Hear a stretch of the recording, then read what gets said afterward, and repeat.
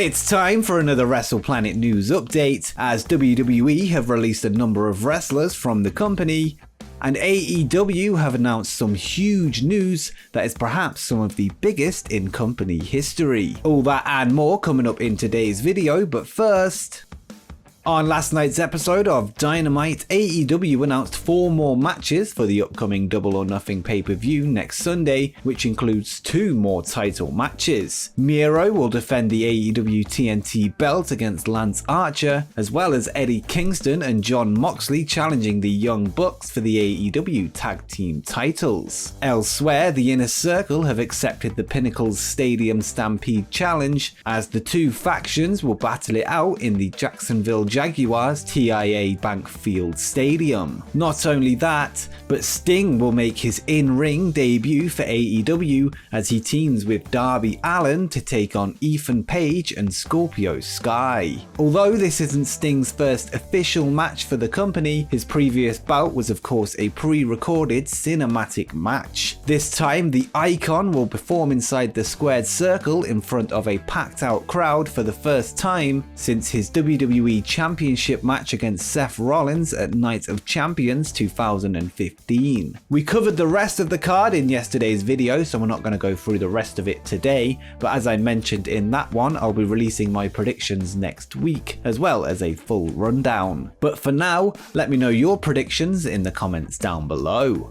And before we continue, make sure you subscribe with notifications turned on so you don't miss any upcoming videos as we head towards Double or Nothing. And if you're an international viewer and you want to check out the pay-per-view on Fight TV, where it is available for just under $20, make sure you use our affiliate link in the description down below. But let's get back to the video.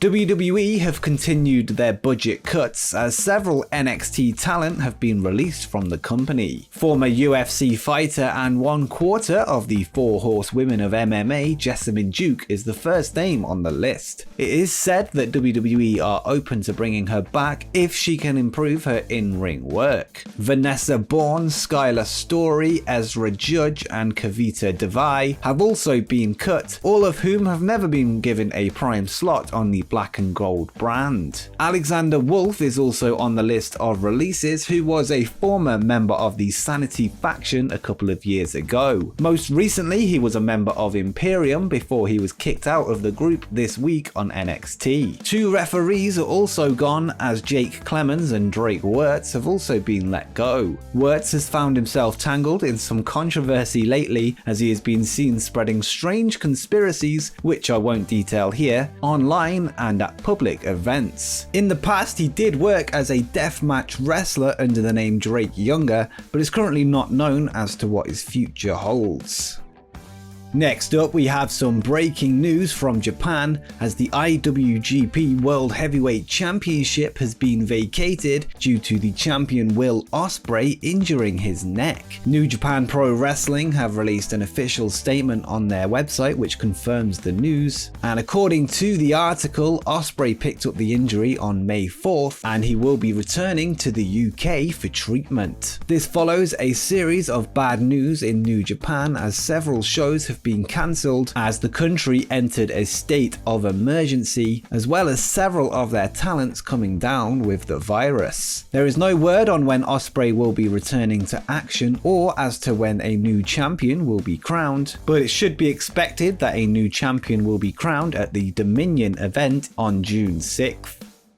And finally, we have perhaps some of the biggest news in All Elite Wrestling history, as Tony Khan has announced that AEW have agreed a new deal with WarnerMedia that sees drastic changes to the promotion's weekly programming. First of all, as part of this deal, AEW Dynamite will move away from the TNT station, which is the home of Dynamite right now, as well as previously WCW Nitro, and will find a new home over on TBS starting from from January 2022. TBS is a station also under the Turner umbrella and has roughly 1 million more homes. Not only this, but a brand new TV show, AEW Rampage, will begin on Friday, August 13th and will first air on TNT before being moved to TBS along with Dynamite in 2022. This new show will air weekly at 10 PM directly following SmackDown over on Fox. And that's not all, as it has also been confirmed that there will be 4 TV specials a year that will air on TNT going forward, similar to the old WCW Clash of Champions. This will basically be 4 free pay-per-view quality shows, and these shows won't be moving across to TBS and they will remain on TNT going forward. These moves are all part of a brand new deal with WarnerMedia that will see AEW receiving a sizable increase in revenue as part of the deal. This follows a renegotiation on the contract between the two parties that was recently extended to 4 years. It's not known as to whether any time has been added on to the prior deal or whether this is just a renegotiation of terms with the contract length staying the same. Tony Khan spoke to Busted Open Radio about the announcements and revealed that they turned down the opportunity to add an extra hour onto the end of Dynamite, which would have made it a 3-hour show. He said, "We knew that another show was coming this year. I've been saying it for a long time that we were going to add another night, 1 hour. I didn't want to do 3 hours of Dynamite. They, WarnerMedia, asked at one point if I wanted to do 3 hours of Dynamite. It came up about doing a 3rd hour and I said I really believed in doing it on another night."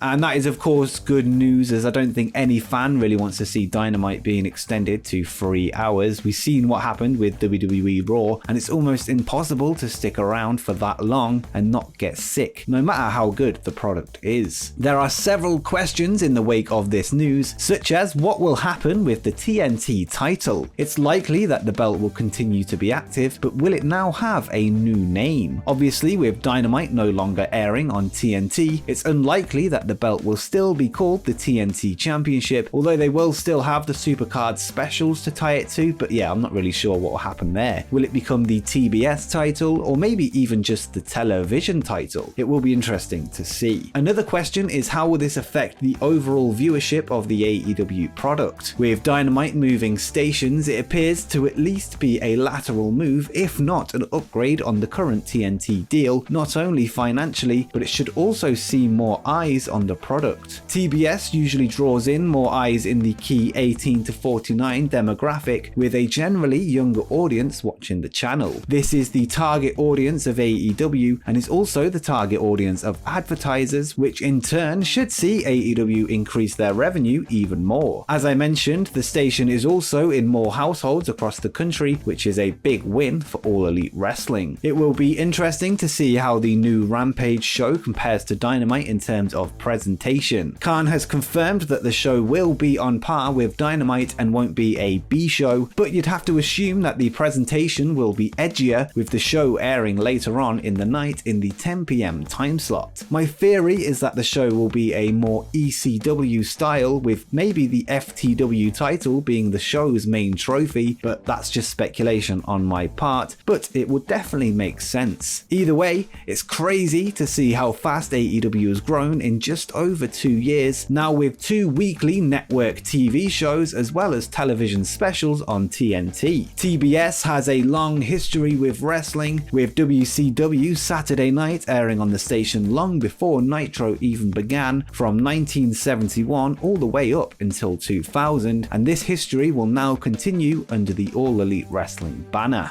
And before you go, why not check out 10 things that you didn't know about Orange Cassidy?